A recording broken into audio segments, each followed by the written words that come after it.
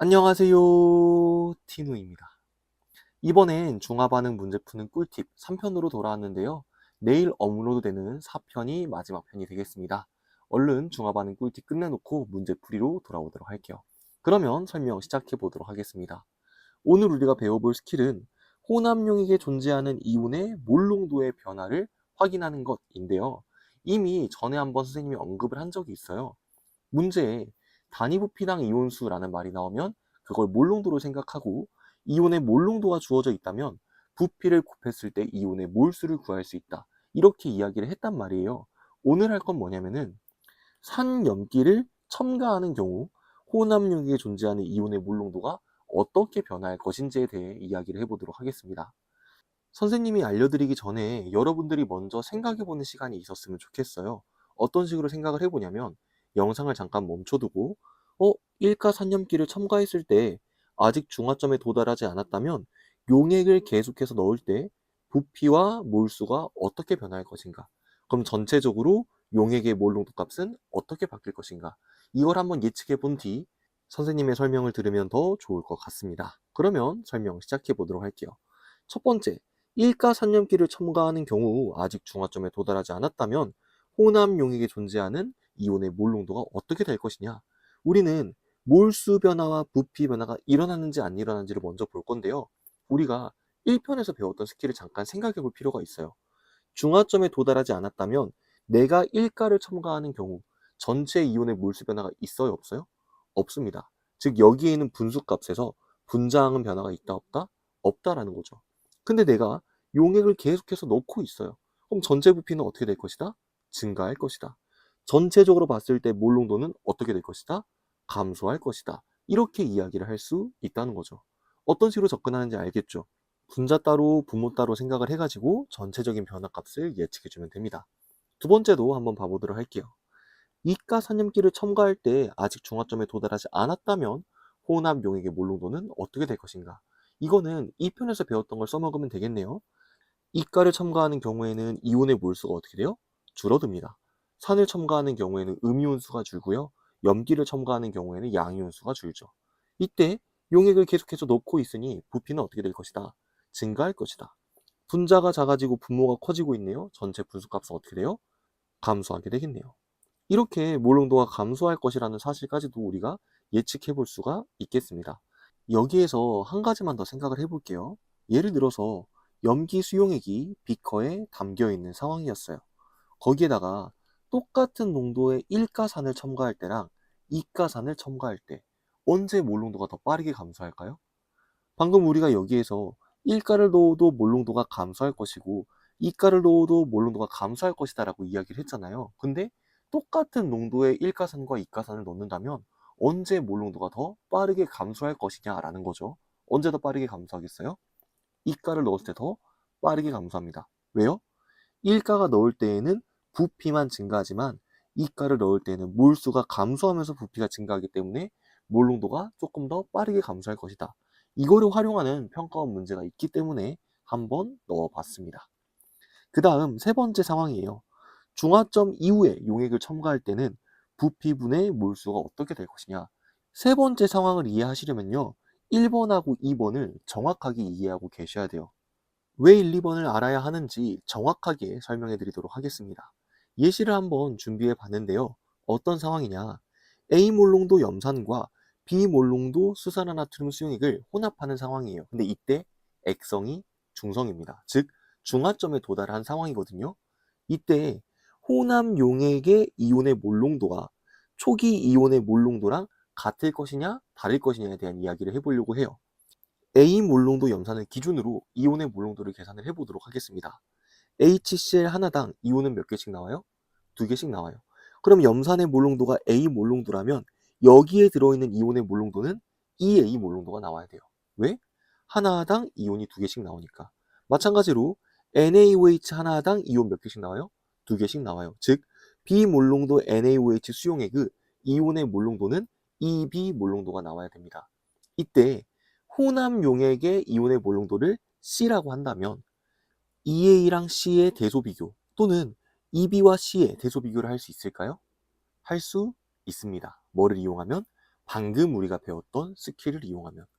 아까 1가를 첨가하는 경우 혼합 용액의 이온의 몰농도는 어떻게 된다 그랬어요? 계속 감소한다 그랬거든요. 그러면 가정을 해봅시다. 산이 원래 있었고 거기에다 내가 염기를 첨가하는 상황이에요.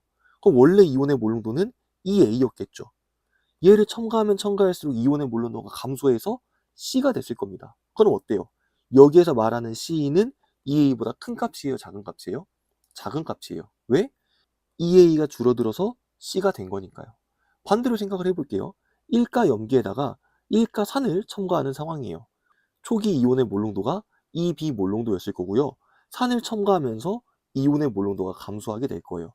그러다가 중화점에서 C가 되는 거죠. 그럼 EB가 줄어들어서 C가 된 거니까 EB가 커요? C가 커요? EB가 커요. 선생님이 왜 지금 이런 이야기를 하냐면요. 어쨌든 결과적으로 중화점에서 만들어지는 이온의 몰농도라는 C 값은 내가 사용한 용액의 몰농도보다 큰 값을 갖는다, 작은 값을 갖는다? 작은 값을 갖는다는 거죠. 그러면 중화점 이후에 산을 첨가하든 염기를 첨가하든 여기 둘 다 얘보다는 농도가 진한 용액이 돼요. 그러면 용액의 몰농도가 어떻게 될까요? 증가하게 되겠죠. 이해되시나요? 중화점에 도달했을 때의 이온의 몰농도는 어느 용액을 기준으로 하든 이온의 몰농도가 줄어든 상황이에요. 즉 여기에다가 산을 더 넣던 염기를 더 넣던 무조건 몰농도는 증가할 수밖에 없다는 거죠. 단 새로운 용액을 첨가하는 경우에는 이런 식으로 계산을 하시면 안 됩니다. 이건 어떤 상황이냐면 동일한 산 염기를 사용해 가지고 계속 실험을 진행하는 경우 중화점 이후에 용액이 첨가되었다면 이온의 몰농도가 증가할 것이라는 거죠. 이해되시나요? 여기는 요 왼쪽에 있는 예시들을 다 활용하는 문제가 하나 있습니다. 이것 또한 자히스토리 문제이기 때문에 여러분들이 조금 어려울 수 있거든요. 이번 영상에서는 이 문제를 끝까지 풀이하지 않고 이 스킬을 어떻게 적용하는지만 보여드릴게요. 다음은 중화반응에 대한 실험이다 라고 해서 문제가 나와 있는데요. 이번에도 그림이 있으니 그림부터 보도록 하겠습니다. NaOH 10ml에다가 기억과 니은을 첨가하고 있는 상황인 것 같아요. 그리고 문제를 보니 기억과 니은은 1가산, 2가산 중 하나라고 하네요. 실험 과정을 봅시다. NaOH, HA, H2B를 준비를 하고요. NaOH 10ml에 X몰롱도 기억도 넣어보고 X몰롱도 니은도 넣어본대요. 선생님이 아까 말했던 상황과 상당히 유사하죠. 1가산하고 2가산을 첨가하는데 둘의 몰롱도가 똑같다. 그럼 이거 써먹을 수 있겠죠? 첨가하는 용액의 몰롱도가 같다 하면 언제 몰롱도가 더 빠르게 감소할 것이다? 2가를 첨가했을 때 몰롱도가 더 빠르게 감소할 것이다. 표 한번 봐볼까요? 어떤 자료가 나와 있냐면 혼합 용액에 존재하는 모든 이온의 몰롱도의 합이라는 게 나와 있고요. 걔네들의 수치가 어떤 식으로 변하는지가 나타나 있어요. 여기에서 우리가 얻어낼 수 있는 정보가 진짜 많거든요. 방금 배웠던 스킬 한 번만 다시 생각해 봅시다. 중화점까지는 이온의 몰론도가 어떻게 된다? 감소한다. 중화점 이후로는 용액을 첨가할수록 이온의 몰론도가 어떻게 된다? 증가한다. 그리고 여기를 다시 봐볼까요? 처음에 1에서 2분의 1로 감소했다가 다시 2분의 1이라는 수치가 또 등장을 했어요. 무슨 뜻일까요? 아까 선생님이 뭐라 그랬어요? 중화점 전까지는 이 수치가 감소하고 중화점 이후로 다시 수치가 증가합니다. 어디에 중화점이 있었다? V랑 3V 사이에 중화점이 있었다는 거예요. 그래서 1, 2분의 1 하면서 계속 값이 작아지다가 여기에서 중화점을 찍고 다시 2분의 1로 올라온 상황이라는 거죠. 똑같이 다도 한번 해석을 해보겠습니다. 처음에 1이었고 그 다음 5분의 3이었고 그 다음 뭐라 그랬냐? A라고 나와 있지만 A는 5분의 3보다 작다 그랬어요. 그럼 여러분들이 여기에서 어떤 생각을 하셔야 되냐면은 아직 중화점에 도달하지 않았네가 아니라 이렇게 갈 때 줄어들었죠.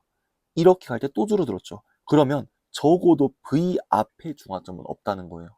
왜 그러냐면 아까 여기에서 뭐라 그랬어요? 중화점 이후 용액을 첨가하게 되면 혼합 용액의 몰롱도는 어떻게 돼야 돼요? 항상 증가해야 돼요. 근데 여기 보니까 어떻게 됐어요? 5분의 3에서 A로 가면서 여전히 감소가 일어났잖아요. 그러면 확실히 여기가 이미 중성이 된 지점은 아니라는 거예요. 그럼 여기에서 선생님, 그럼 여기에서 이렇게 A로 갈 때 줄어들었으니까 여기엔 중화점이 없는 건가요? 아니요. 그것도 몰라요. 왜냐하면 5분의 3에서 A로 가는 게 감소는 맞는데 그냥 단순히 중화점에 도달하지 않아서 감소한 건지 아니면 중화점에 도달해서 다시 증가했는데도 여전히 숫자 값이 작은 건지를 몰라요. 이해되시나요?